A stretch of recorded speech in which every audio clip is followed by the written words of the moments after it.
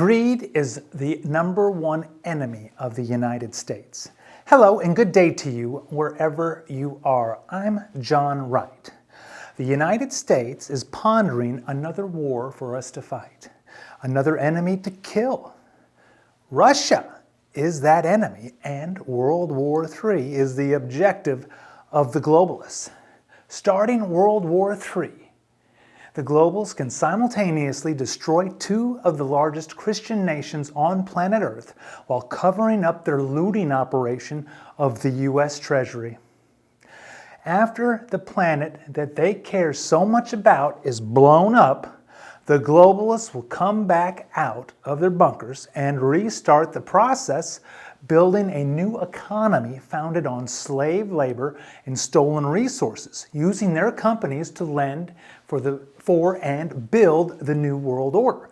Enemy number one of the U.S. is greed and man's love for himself, which is created by pride that allows him to justify his sin against his family and friends. Do you know anyone who stares in the mirror or enjoys listening to the sound of their own voice? This is the sign of narcissism and psychopathy. In the last 60 years, investors, stockbrokers, lawyers, and politicians have used pride to greedily destroy their own country and countrymen to make themselves rich at the expense of others.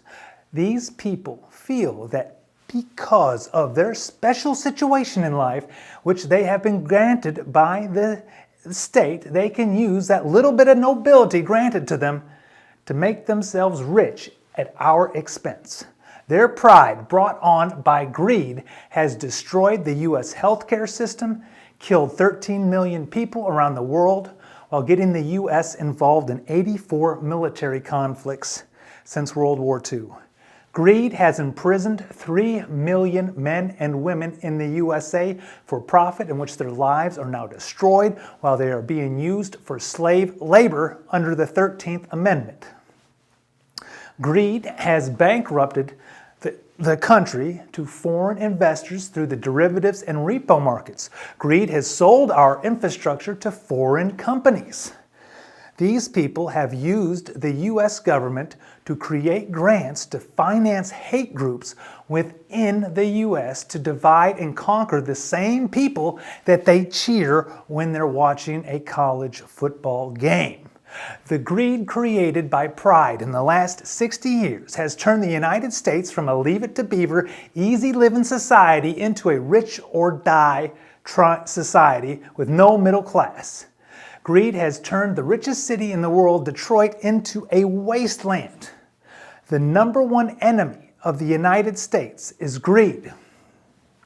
The number two enemy of the United States is the media. Media is the accuser of the brethren. Yes, someone must justify wars, theft, and slavery, and it is the media's job to do so, while creating a divide and conquer strategy of the U.S. constituency.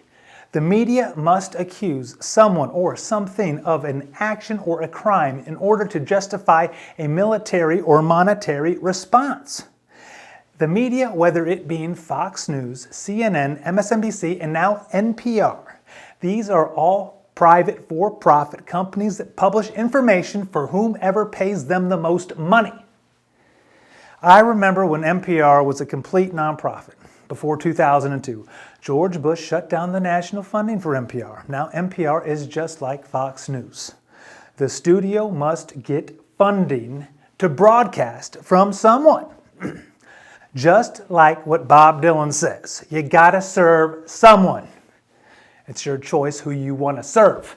It is the media that must sell the war to the American people to justify the politicians stealing from the Treasury. It is the media that must sell Y2K to the public to scare them into a purchasing frenzy. It is the media that must sell the idea to the public that there is no way to solve the drug war. It is the media that must convince the public that Obamacare is the only viable healthcare solution. It is the media that says globalization is the only way of future prosperity. It is the media that attacks any U.S. citizen who has cognitive thought. It is the media that rationalizes hate, murder, theft, greed, and anti-Americanism as being patriotic. It is the media that creates propaganda to confuse children of their sex. It is the media that justifies the murder of the unborn for profit by the pharmaceutical companies to sell stem cell research.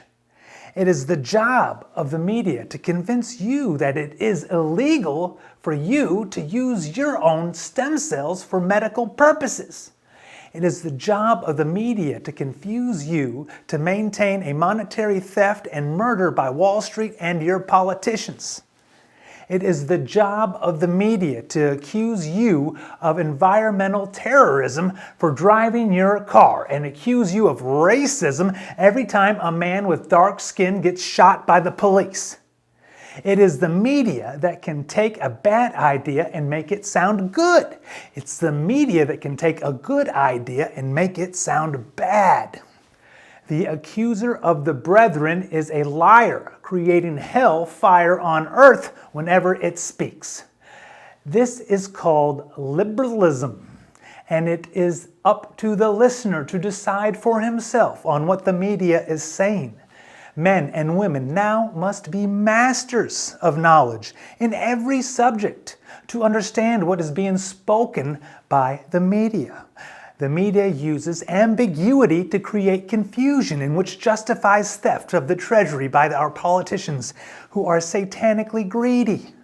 The media in the USA is used like a magician on stage performing a hat trick.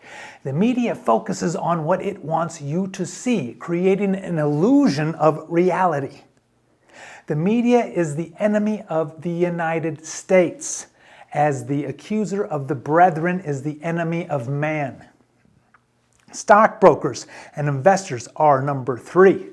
They have been at the heart of every major catastrophic event that was not weather-related on planet Earth. Stockbrokers organize wars. Stockbrokers organize the shutting down of the electrical grid to artificially raise the price of electricity. Stockbrokers organize death and destruction for profit in Africa, in the Middle East, in South America, and wherever they can destroy government regulation to steal the resources of that country.